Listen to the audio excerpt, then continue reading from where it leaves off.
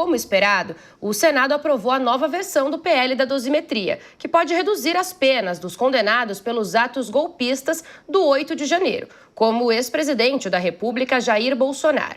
No entanto, para virar lei, esse PL precisa agora da sanção do presidente Lula.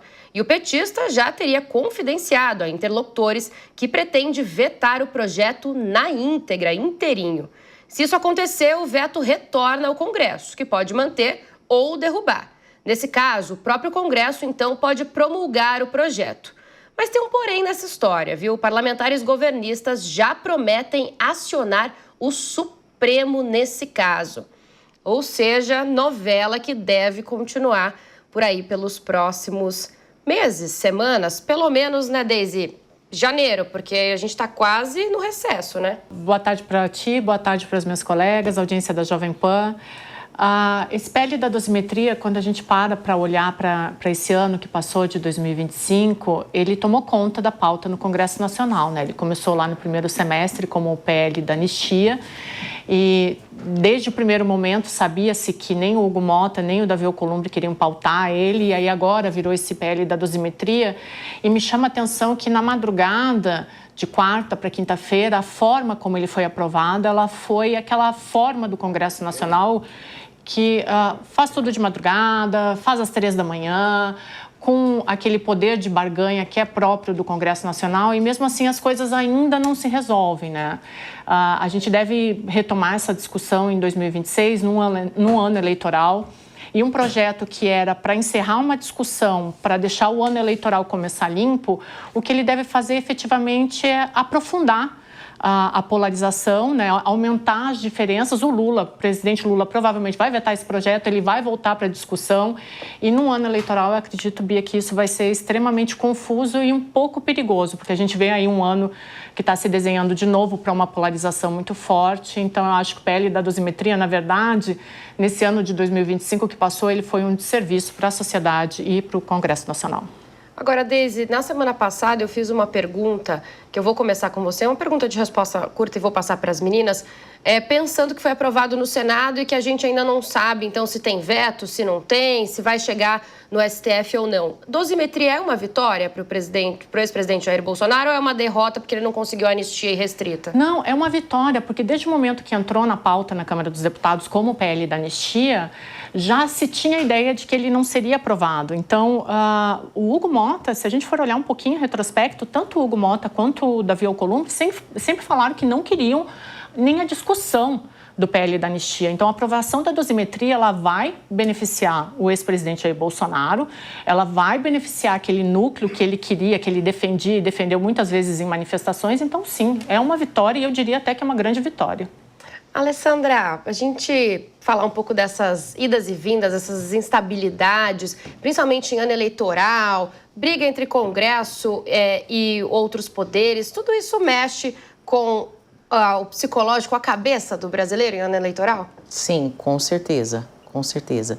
E quando a gente fala também com relação a esse tema, sobre o Estado flexibilizar penas, nós temos aí várias reações da população. Então, metade da população, ela se sente com medo social, porque é algo vulnerável, e a outra metade querendo vingança. Então, é assim que a gente vê os comportamentos das pessoas. Então, por um lado, se beneficia Bolsonaro, mas também tem essas reações que a gente vê, né, na população. Inclusive, a gente tem uma arte sobre a situação, né, a vontade ou não, o que disseram os brasileiros sobre esse assunto. Quase metade deles disseram que discordam da decisão do Congresso Nacional. A pesquisa Quest foi divulgada nesta quarta-feira e mostrou que 47% dos eleitores são contra a redução das penas para condenados pela tentativa de golpe de Estado. Entre os favoráveis, 24% acham que o projeto é adequado e outros 195 avaliam que a redução deveria ser ainda maior. Para a gente continuar ainda nesse cenário, Nathalie, queria te ouvir também um pouquinho. Isso acende ainda mais a polarização no país? Olha, Bia, o país já está muito bem dividido, né? Há um bom tempo a gente tem essa polarização e cada vez mais continua se acirrando a partir do momento que entram novas pautas no governo, né? Novas, algumas antigas, mas cada vez mais a gente tem uma polarização no país que dificilmente ela se dissipa de um modo ali simples, né? Quando a gente olha os dados da Quest, isso fica ainda mais claro, né? Por um lado, você tem uma população que clama cada vez mais por uma pena exemplar e, por outro lado, você tem uma população que está apoiando o outro lado do jogo, né? Que não quer muito bem essa pena, que é uma flexibilização, porque parte atendeu aí um lado do jogo, né? Um lado dessa polarização. Então, cada vez mais a gente está tendo essa dificuldade de alcançar o meio termo e um equilíbrio que é fundamental para que a gente possa seguir com pautas relevantes, executando políticas públicas necessárias, políticas econômicas e seguir pensando no desenvolvimento do país. Lia, também quero te ouvir sobre isso. Eu acho que, principalmente retomando aqui um pouco o processo de como foi aprovado isso na Câmara e também as denúncias que vieram logo depois de anexar o avanço desse projeto de lei com a liberação de recursos para as emendas parlamentares, o que a gente vê é um jogo político e econômico também associado a esse projeto de lei, né? Então, ele também reverbera interesses do Executivo e do Legislativo ali em um processo em que é complexo, né? E novamente, isso fica exacerbado em uma agenda em que, novamente, os poderes acabam legislando a seu favor, a seus interesses, e não ao interesse da população. Isso que é o mais drástico, né? Então, a pesquisa, ela evidencia que o apelo popular não é favorável a esse tipo de projeto. As manifestações que aconteceram também no final de semana passado mostram isso, e ainda assim o Congresso, tanto Câmara quanto Senado, avançam com essa agenda.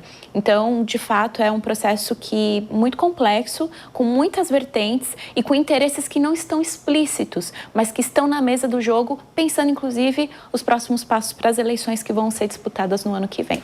Só uma pequena correção antes de eu passar para o próximo recorte da pesquisa. Eu falei 195, são 19% que avaliam que a redução deveria ser ainda maior, a redução de penas. Ou seja, quase realmente ali uma anistia, um perdão, como defendiam alguns apoiadores, principalmente do ex-presidente Jair Bolsonaro. Então, outra página agora da pesquisa para a gente olhar, nessa mesma Quest, 58% acham que a proposta foi feita apenas para beneficiar o ex-presidente Jair Bolsonaro. Já 30% acham que é para reduzir a pena de todos os envolvidos no 8 de janeiro. Aí volto a chamar a Deise para a gente falar mais um pouco sobre essa pesquisa, esse recorte. Deise, isso mostra, de novo, uma desconexão da população com o Congresso? Dá para a gente falar disso como ocorreu lá atrás em PEC da blindagem, por exemplo? Ou eles estão atendendo essa pequena parcela da população, apoiadores do ex-presidente? Como você avalia? Bia, tem uma desconexão do Congresso com a sociedade brasileira e isso é muito gritante, né? Se a gente for olhar para 2025, o Congresso só trabalhou em cima de pautas de autoblindagem, de literalmente uma proteção das castas, né? A gente falou de PL da anistia, dosimetria, e o Congresso paralisou e não falou em regulação da reforma tributária. Todos os projetos da segurança pública, eles ficaram para o ano que vem.